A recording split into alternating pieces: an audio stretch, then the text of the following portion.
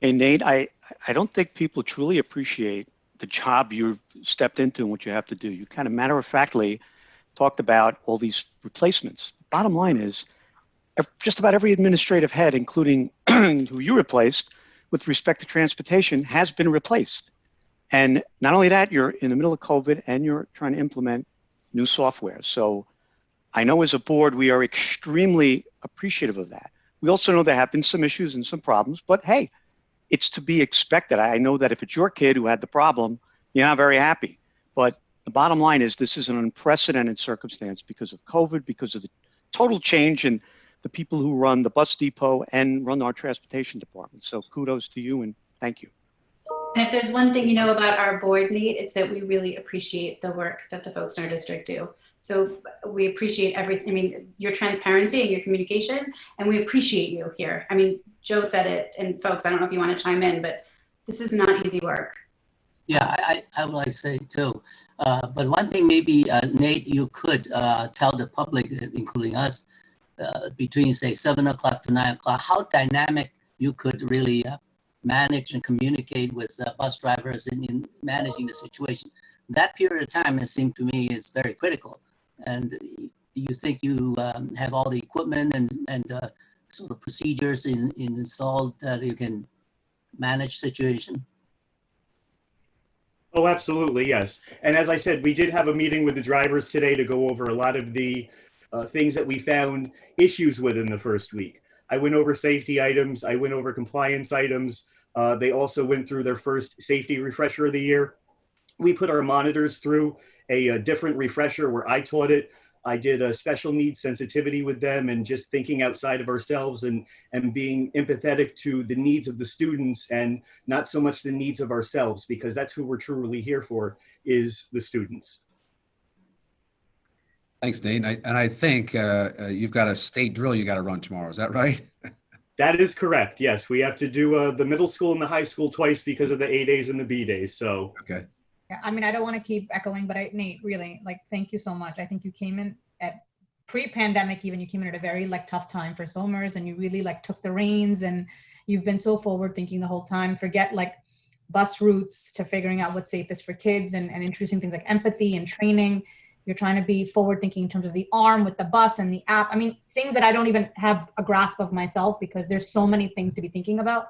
And I think you are hard on yourself. I think you've been managing that and parent needs and parent wants and anxieties, and you had a very short time to do it. And I think you've done a stellar job, really. I think not only doing a good job, managing expectations and needs, but keeping like a cool head. And that, I think, to me is bravo. So thank you.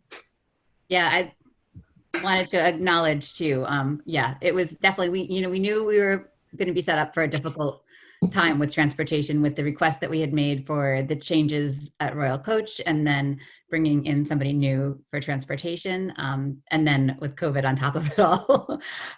Craziness. So thank you so much for all that overtime work that's gone in. And I think the community too, for patience and grace as it's been sorted out. It sounds like to me, especially with the last minute bus drivers coming in, I know I've heard from some parents about some difficult things with some of the runs, with some of the drivers and with the times and stuff like that. And, it sounds like basically it kind down to a choice of kind of being able to have buses, but have the times be a little bit off and needing some patience with how the routes went versus just not being able to have buses at the beginning if we were trying to get it perfect before it started. And there just wasn't time for that when you have new drivers last minute. So thanks for everything you've done and the communication. And that's my thing would just be to continue proactive communication to make sure parents are aware of where things stand and what's coming up and sort of why, so that they continue the support. But thanks. Yeah, you took on a huge task.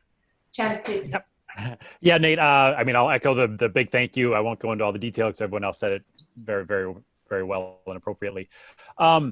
When the bus drivers come back and they have the times for their runs, does that then get adjusted and communicated back out to the parents? Yes, it has to be entered into TransFinder, and then we have to get TransFinder to integrate that into Infinite Campus.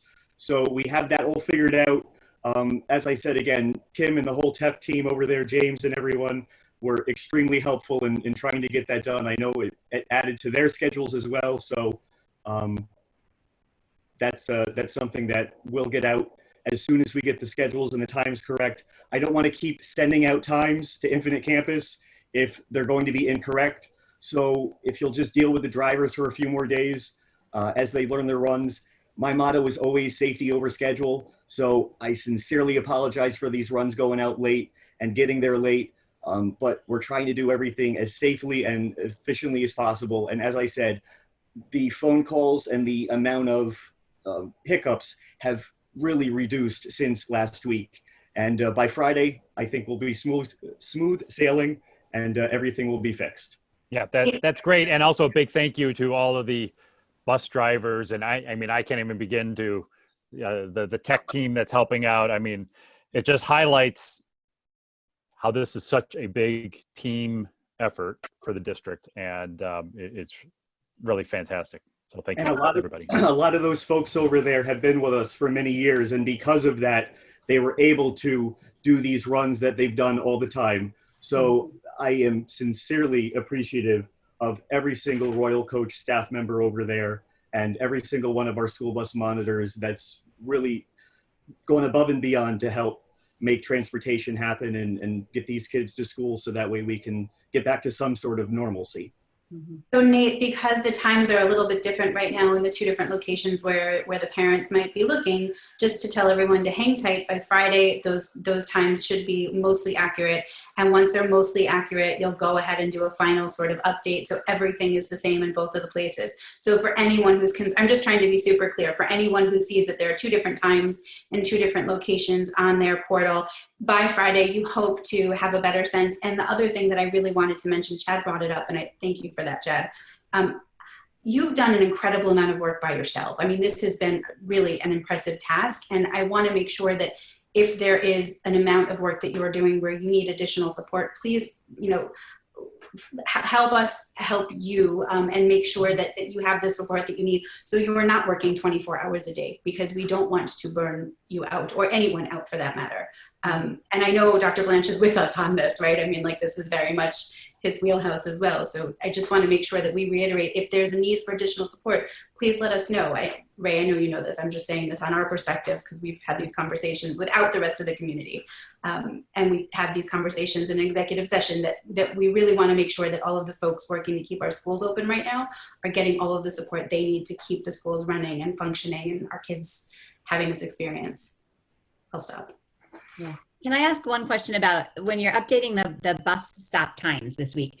Is that taking into account kids who had families that said, I do want my kid to be able to ride the bus, but maybe their kid's not on the bus right now? Because I know there's some families that are planning on their kid being on the bus, but with work and with the times being up in the air, right now they had to just make other arrangements to get their kid to school because they didn't have that wiggle room for the waiting or the flexibility that was required. So I just wanted to make sure, are those stops being figured into the schedule? I'm glad you brought that up. I did have a conversation with the drivers today because that is an issue that we're going to have to work through. Mm-hmm. If they're running early, they have to find a safe spot on their route, a few safe locations where they can pull over and make up time. So please, people in the community, if you see buses pulled over on the side of the street, know that it's probably not a behavior issue. It's just a timing issue. So I'm so glad that you brought that up, because it gave me the opportunity to point that out and that out there so we don't have a calls about, hey, why is this bus on the side of the street? Is everything okay? It's just probably trying to make it so that way we're running and we're doing the right students. That's good to know. Great. I appreciate the thing, and as everybody knows, it is an transportation envelope we're in the midst of trying to do as well too with the and have kids out and those things.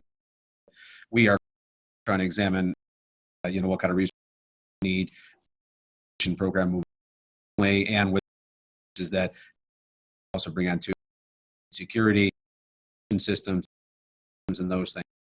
Again, we would look at the chest again, exactly. Also do as well too. Participate a little bit later. Transportation. Thank you very much. Thank you.